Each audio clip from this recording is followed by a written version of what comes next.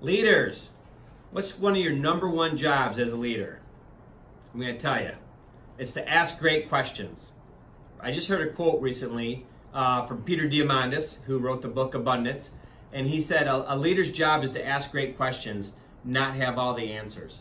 And so I think, he also said you should question everything within your business and don't defend it. And so I think a leader's job as they lead is to ask great questions. Ask questions that make your teams think, that make them question what they're doing. Not in the sense of like eroding their confidence, but like, is this the only path? Is this the right path? Is there another path for this? I think to dig in to ask questions to help them along. And that's really the key point, right?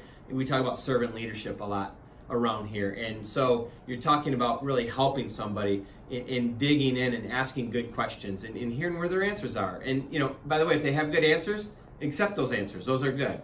We're not there to put people on the spot and just kind of dig in unnecessarily. But we're also not there to accept surface level answers. I think people that are in meetings with me, I'll ask a lot of questions and they know my radar goes up pretty quickly when I hear what I think is a surface level answer.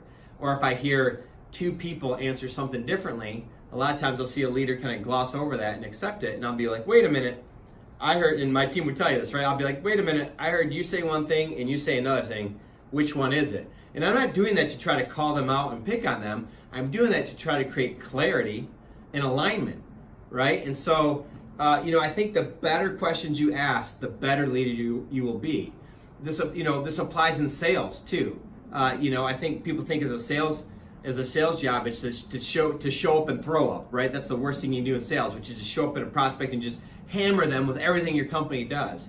Where the best salespeople I know, they show up, they introduce their company, and then they start asking great questions. Great questions will lead you to the sale because they'll show you where the pain points are for your buyer.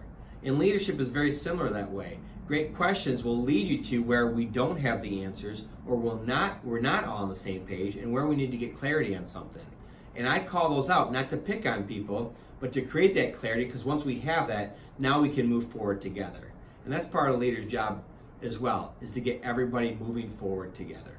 So think about that, leaders. Next time you're in a meeting, think, am I asking more questions or am I giving more answers?